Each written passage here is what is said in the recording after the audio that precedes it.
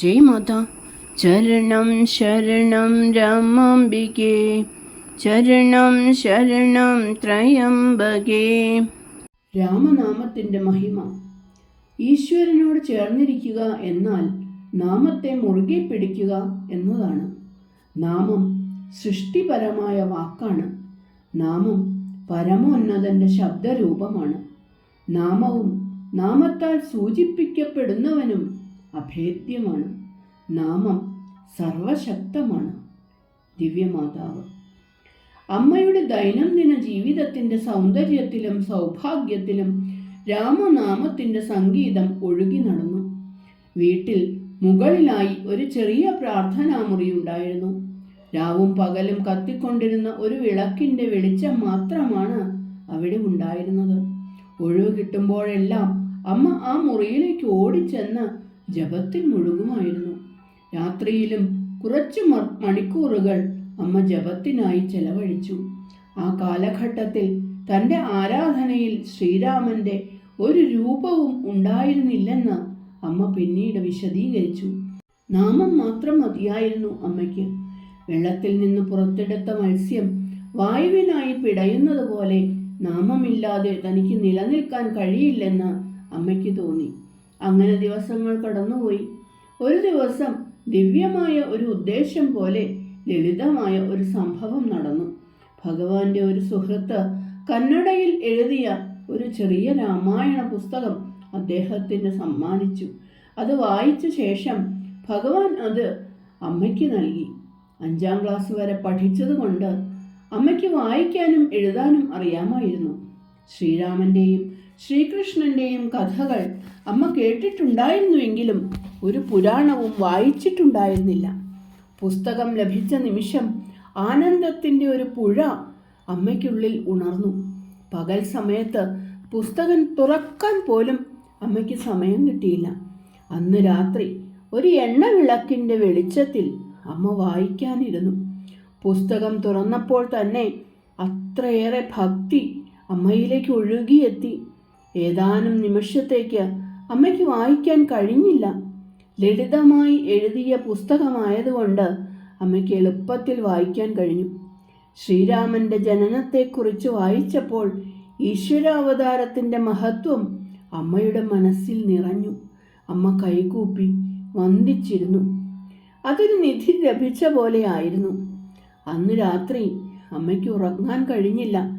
കാരണം അതിശക്തമായ ഒരന്തർമുഖ സന്തോഷം അമ്മയിലുണ്ടായി.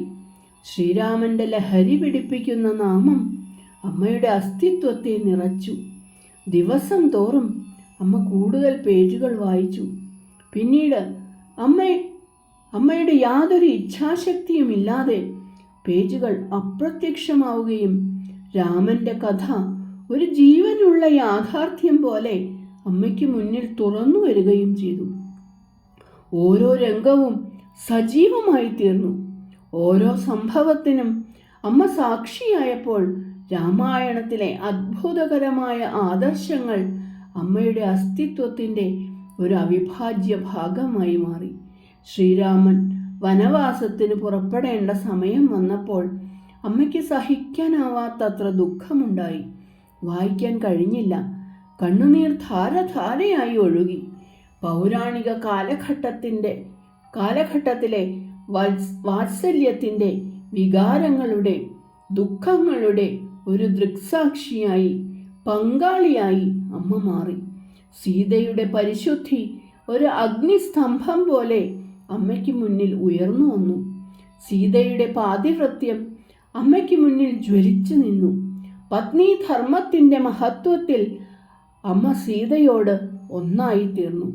ഭരതൻ്റെ ത്യാഗവും ഭക്തിയും ദിവസങ്ങളോളം അമ്മയെ പുളകം കൊള്ളിച്ചു.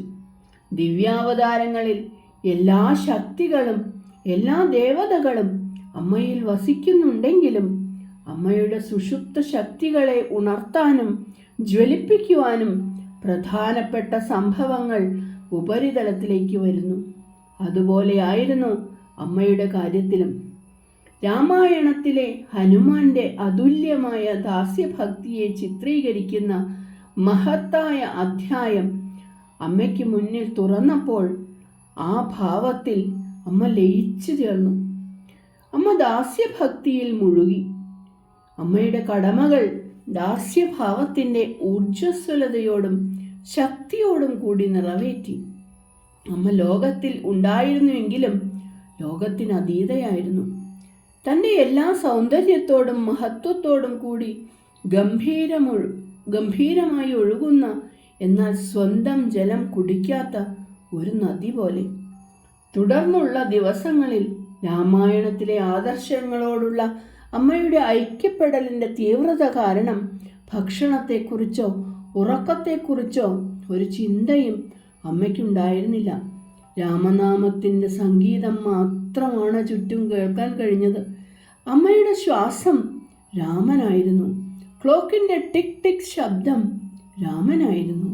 പക്ഷികളുടെ ചിലപ്പ് രാമനായിരുന്നു. എല്ലാ ശബ്ദങ്ങളും രാമനാമമായി പ്രതിധ്വനിച്ചു.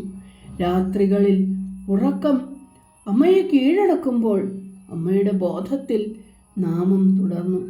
ആ ലഹരിയുടെ ദിവ്യാനന്ദം, ആ കുതിച്ചുയരൽ തൻ്റെ കടമയിലും സേവനത്തിലും അമ്മയ്ക്ക് അടക്കി നിർത്തേണ്ടി വന്നു. ആ ഭക്തിയുടെ കുത്തൊഴുക്കിൽ ചിലപ്പോൾ ശ്രീരാമൻ്റെ ദിവ്യനാമം നാമരൂപങ്ങളുടെ മുഴുവൻ പ്രപഞ്ചത്തിലും വ്യാപിച്ചതായി അമ്മയ്ക്ക് തോന്നി. ചിലപ്പോൾ ഭഗവാൻ അമ്മയോട് സംസാരിക്കുമ്പോൾ രാമനാമം മാത്രം കേൾക്കുന്ന അവസ്ഥയുണ്ടായി. തൻ്റെ ആശയക്കുഴപ്പത്തിൽ ഭഗവാന്റെ കോപം കണ്ടറിഞ്ഞപ്പോൾ ഏകാന്തതയിൽ രാമനാമത്തിൻ്റെ ഭക്തി നിർഭരമായ ആനന്ദം തൻ്റെ ഭർത്താവിനോടുള്ള സേവനത്തിന് തടസ്സമാകരുതേ എന്ന് തീവ്രമായ പ്രാർത്ഥന അമ്മയിൽ ഉയർന്നു. തെളിഞ്ഞതും ശാന്തവുമായ ഒരു നീരുറവ പോലെ ദിവസങ്ങളും ആഴ്ചകളും മാസങ്ങളും കടന്നുപോയി. ജീവിതം അമ്മയ്ക്ക് ഭയമുണ്ടാക്കിയില്ല. കാരണം എല്ലായിടത്തും തൻ്റെ പരിശുദ്ധമായ സ്വയം പ്രതിഫലിക്കുന്നത് അമ്മയ്ക്ക് കാണാൻ കഴിഞ്ഞു. തങ്ങളെ വലയം ചെയ്ത പരീക്ഷണങ്ങൾക്കിടയിലും അമ്മയുടെ മുഖം ശാന്തമായ സന്തോഷത്തിൻ്റെ പ്രകാശം മാത്രം പ്രതിഫലിപ്പിച്ചു. ദുഃഖത്തിൻ്റെയോ അസന്തുഷ്ടിയുടെയോ ഒരു കണിക പോലും അമ്മയുടെ മുഖത്തെ പ്രസന്നതയെ കളങ്കപ്പെടുത്തിയില്ല. കടമകളിൽ അല്പം പോലും വീഴ്ച വരുത്തിയാൽ, ഭർത്താവിൻ്റെ മുഖത്ത് ഒരു ചുളിവ് വന്നാൽ അമ്മ തൻ്റെ പ്രയത്നങ്ങൾ ഇരട്ടിയാക്കും. അമ്മ സ്വയം ചോദ്യം ചെയ്യുകയും ആരുമറിയാതെ ഉപവാസം, കിണറ്റിൽ നിന്ന് പൂന്തോട്ടത്തിലേക്ക് വെള്ളം കോരുക, അല്ലെങ്കിൽ തൻ്റെ മുറിയിൽ നിശ്ചിത എണ്ണം തവണ സാഷ്ടാംഗം പ്രണമിക്കുക തുടങ്ങിയ തപസ്സുകൾ അനുഷ്ഠിക്കുകയും ചെയ്തു. രാമായണ പുസ്തകം വായിക്കുന്നതിനു മുമ്പും രാമനാമം അമ്മയ്ക്ക് വലിയ പ്രാധാന്യമുണ്ടായിരുന്നുവെന്ന് ഞാൻ മുമ്പ് എഴുതിയിട്ടുണ്ട്. നാമം ഉച്ചരിച്ച നിമിഷം സന്തോഷത്തിൻ്റെ തിരമാലകൾ അമ്മയിൽ ഉയർന്നു.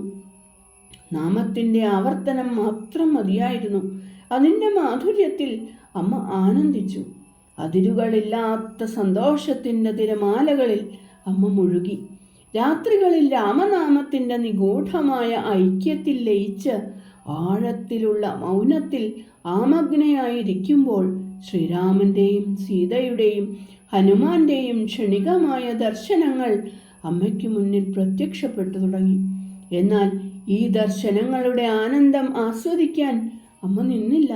തനിക്ക് നിരവധി കഠിനമായ പാതകൾ താണ്ടാനുണ്ടെന്ന് അമ്മയ്ക്ക് അവബോധമുണ്ടായിരുന്നു.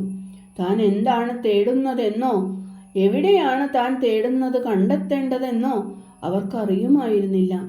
അടങ്ങാത്ത വിശപ്പ് അമ്മയെ മുന്നോട്ട് നയിച്ചുകൊണ്ടിരുന്നു. 12 വർഷത്തെ നീണ്ട തപസ്സാണ് ആരംഭിച്ചത്. അമ്മയ്ക്ക് അതറിയാമായിരുന്നില്ലെങ്കിലും ഭക്തിയുടെ അമൃതധാരകൾ അമ്മയിലൂടെ ഒഴുകി അമ്മയെ ചുറ്റി തിരമാലകളായി പരന്നു. ഭക്തിയോഗത്തിൻ്റെ സത്ത ഉപാസനയാണ്. ഈ കാലഘട്ടത്തിൻ്റെ ആവശ്യം ഭക്തിയോഗമാണെന്ന് തെളിയിക്കുകയായിരുന്നു അമ്മയുടെ ഉപാസന.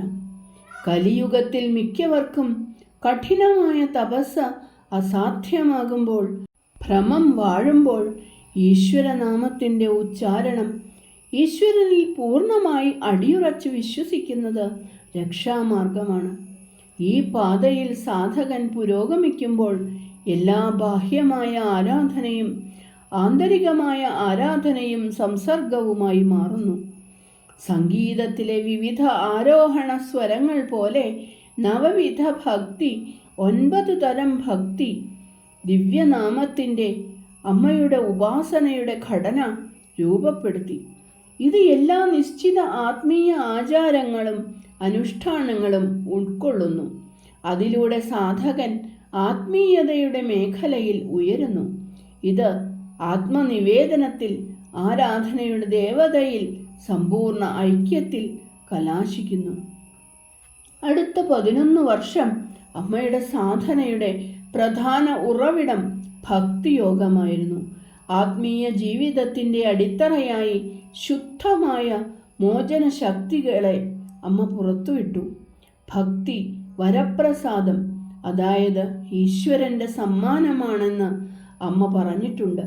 തൻ്റെ സാധനയുടെ അവസാന ഘട്ടത്തിൽ അമ്മ കഠിനമായ രാജയോഗം അഭ്യസിച്ചുവെങ്കിലും പിന്നീട് ഗുരു എന്ന നിലയിൽ അമ്മ ഗൃഹസ്ഥാശ്രമത്തിലായിരുന്ന തൻ്റെ ഭക്തർക്ക് ലക്ഷ്യത്തിലേക്കുള്ള എളുപ്പ വഴിയായി ഭക്തിയോഗം നിർദ്ദേശിച്ചു.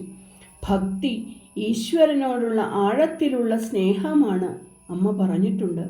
ധാർമ്മിക പൂർണ്ണതയ്ക്കും ആത്മീയ അനുഭവങ്ങൾക്കുമുള്ള അന്വേഷണത്തിൻ്റെയും പ്രയത്നത്തിൻ്റെയും പാരമ്യമാണത്. ഈശ്വരനെ തേടുക എന്നത് അജ്ഞാതനെ തേടലാണ്. ആത്മാവിൻ്റെയും ലോകത്തിൻ്റെയും അസ്തിത്വത്തിൻ്റെയും രഹസ്യത്തെ തേടലാണ്. എന്നാൽ ഭക്തി എന്നത് ആനന്ദകരമായ സ്നേഹവും ഭക്തിയുമാണ്. അത് സാധകൻ്റെ സ്വന്തം ആഴത്തിലുള്ള ആത്മാവായി ഈശ്വരനെ അടുത്തറിയാവുന്നതിലേക്ക് നയിക്കുന്നു. ആത്മജ്ഞാനത്തിൽ നിന്ന് ഉദ്ഭവിക്കുന്ന ഹൃദയത്തിൻ്റെ സ്വയമേവയുള്ള പ്രവാഹമാണ് ഭക്തി. ചിന്തയുടെ, വികാരങ്ങളുടെ, ആനന്ദത്തിൻ്റെ, അവബോധത്തിൻ്റെ, ആത്മീയ അവബോധത്തിൻ്റെ, ഏകാനുഭവത്തിൻ്റെ തലങ്ങളിൽ പ്രിയപ്പെട്ടവനുമായി തടസ്സമില്ലാത്ത സംസർഗമാണത്. ഭക്തി സ്നേഹത്തിൻ്റെ രാജ്ഞിയാണ്. ത്യാഗത്തിൻ്റെയും വൈരാഗ്യത്തിൻ്റെയും ഇരട്ട ദേവതകളാൽ ചുറ്റപ്പെട്ടതും സേവിക്കപ്പെടുന്നതുമാണ്. സ്നേഹത്തിൻ്റെ ഊർജം എല്ലാ വസ്തുക്കളിൽ നിന്നും പിൻവലിച്ച് ഈശ്വരനിലും ഈശ്വരൻ മാത്രമാണെന്നതിലും ഉറപ്പിക്കുമ്പോൾ അത് ഭക്തി എന്നറിയപ്പെടുന്നു. ഭക്തി മാധുര്യമുള്ളതാണ്, പ്രകാശമുള്ളതാണ്, ആനന്ദം നിറഞ്ഞതാണ്. അത് ത്യാഗങ്ങളും കഷ്ടപ്പാടുകളും നിറഞ്ഞതാണ്. രാജാക്കന്മാർ ഭക്തരെ പീഡിപ്പിച്ചിട്ടുണ്ട്. അതിനാൽ ഒരു ഭക്തൻ്റെ ജീവിതം പരീക്ഷണങ്ങളുടെയും കഷ്ടപ്പാടുകളുടെയും ആകാം. അവരുടെ യോഗ്യത അറിയാതെ സമൂഹം അവരെ അപലപിച്ചിട്ടുണ്ട്.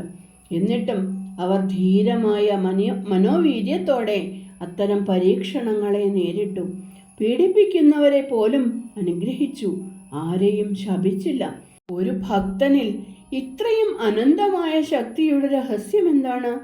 അത് ഈശ്വരഹിതത്തിലുള്ള അയാളുടെ ശാന്തമായ, ചോദ്യം ചെയ്യാത്ത സമർപ്പണമാണ്. ഒരു ഭക്തന് പരാതികളൊന്നുമില്ല, അയാൾക്ക് ദുരിതങ്ങളൊന്നുമില്ല. അയാൾ ഈശ്വരൻ്റെ വഴികളെ ചോദ്യം ചെയ്യുകയോ ഈശ്വരൻ്റെ നീതിയിലും കരുണയിലും സംശയിക്കുകയോ ചെയ്യുന്നില്ല. ഞാൻ എൻ്റേത് എന്ന ഭാവത്തിൽ നിന്ന് അയാൾ സ്വതന്ത്രനാണ്. നിരാശയുടെ ഒരു മേഘവും അയാളുടെ മാനസിക ചക്രവാളത്തെ മറയ്ക്കുന്നില്ല. കോപവും ആവേശവും അയാൾക്ക് അജ്ഞാതമാണ്. ഒരു ശാപവാക്കും അയാളുടെ ചുണ്ടുകളിൽ നിന്ന് പുറപ്പെടുന്നില്ല. അയാൾക്ക് ലോകത്തിൽ ഒന്നിനോടും ആഗ്രഹമില്ല. ഭാഗ്യത്തിൽ നിന്നോ മനുഷ്യനിൽ നിന്നോ അല്ലെങ്കിൽ ഈശ്വരനിൽ നിന്നോ ഒരു സഹായവും അയാൾ തേടുന്നില്ല. അയാൾ അനുഗ്രഹങ്ങൾക്കായി അപേക്ഷിക്കുന്നില്ല. അയാൾ ഈശ്വരനുമായി വിലപേശുന്നില്ല. അയാൾ ഒരു ലൗകിക സുഖവും തേടുന്നില്ല. കാരണം ഈശ്വരൻ മാത്രമാണ് അയാളുടെ ഏക ആശ്വാസം. പ്രാർത്ഥനകളിലൂടെയും പശ്ചാത്താപങ്ങളിലൂടെയും ത്യാഗങ്ങളിലൂടെയും ദീർഘനേരത്തെ ജാഗരണങ്ങളിലൂടെയും സ്വന്തം അധമ സ്വഭാവങ്ങളോടുള്ള നിരന്തരമായ യുദ്ധങ്ങളിലൂടെയുമാണ് ഭക്തി പോഷിപ്പിക്കപ്പെടുന്നത്. എന്നാൽ ഭക്തി വേരൂന്നി തുടങ്ങുമ്പോൾ തപസ് ആനന്ദകരമാകുന്നു. ഭക്തിയുടെ ഈ പശ്ചാത്തലം അറിയാതെ ആളുകൾ ഭക്തിയെ താഴ്ന്ന നിലയിലുള്ള സാധനയായി കണക്കാക്കുന്നു.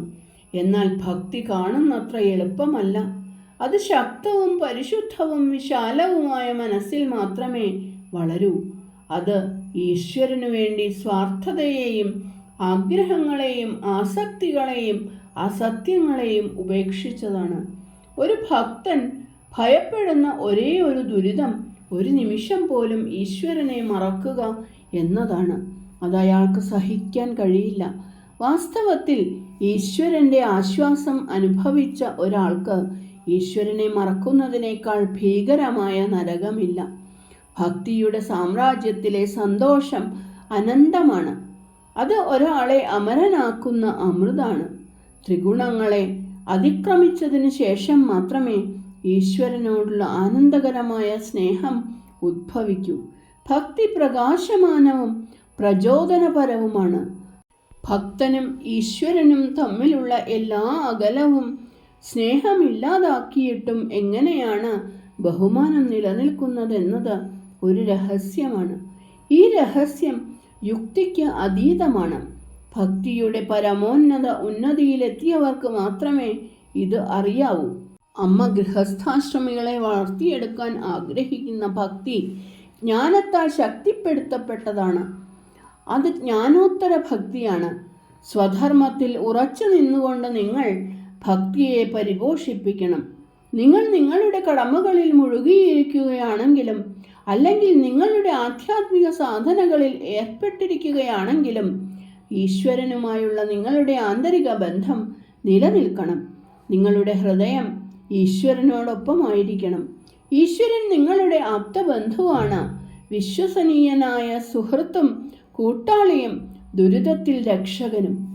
ഈശ്വരനല്ലാതെ നിങ്ങളുടെ സ്വന്തമായി ആരുമില്ല. കടമയും ധർമ്മവും വ്യക്തിബന്ധങ്ങൾ വളർത്താൻ ആവശ്യപ്പെടുന്നു. എന്നാൽ ഈശ്വരൻ മാത്രമാണ് ആരാധിക്കാൻ, സ്നേഹിക്കാൻ, സേവിക്കാൻ യോഗ്യൻ എന്ന് മനസ്സിലാക്കുക. ഈശ്വരനിലൂടെ എല്ലാവരെയും സ്നേഹിക്കുക. നിങ്ങളുടെ വീടിനെ അവിടുത്തെ ആരാധനയ്ക്കായി സമർപ്പിച്ച ഒരു ക്ഷേത്രമാക്കുക. മരണപ്പെട്ടവരോടും നിഴലുകളോടും ഒട്ടു നിൽക്കരുത്. ഈശ്വരനല്ലാതെ ആർക്കും നിങ്ങളെ രക്ഷിക്കാനോ ആർക്കും നിങ്ങളെ സ്നേഹിക്കാനോ കഴിയില്ല. ഈ സത്യം അറിഞ്ഞുകൊണ്ട് ആസക്തിയില്ലാതെ ജീവിക്കുക. ക്രമേണ ഈശ്വരനോടുള്ള ബന്ധം ആഴപ്പെടുകയും നിങ്ങളുടെ ഭാവം തീവ്രമാവുകയും ചെയ്യും. ശ്രദ്ധ, ഭക്തി, ഭാവം, ആദരവ് എന്നിവ നിങ്ങളിൽ ഒത്തുചേരണം. അപ്പോൾ മാത്രമേ നിങ്ങൾക്ക് ഈശ്വരൻ്റെ അറയിൽ പ്രവേശിക്കാൻ കഴിയൂ. ഭക്തിയുടെ മുന്നോടിയാണ് ഭാവം. ഈശ്വരനോടും ഗുരുവിനോടുമുള്ള നിങ്ങളുടെ ഭാവമാണ് നിങ്ങളുടെ ഏറ്റവും വലിയ സമ്പത്ത്. എന്ത് വില കൊടുത്തും അതിനെ സംരക്ഷിക്കുക. ഭാവം നിങ്ങളുടെ ആരാധനയ്ക്ക് വൈകാരിക തീവ്രത നൽകുന്നു. ഭക്തി, സേവനം, ധ്യാനം എന്നിവ മനസ്സിനെ ഈശ്വരനോട് അടുപ്പിക്കുന്ന അവസ്ഥയിലെത്തിക്കുന്നു. ഈശ്വരനോടുള്ള തീവ്രമായ ഭക്തിഭാവത്തിൽ മാത്രമേ മനസ്സ് അലിഞ്ഞു ചേരൂ.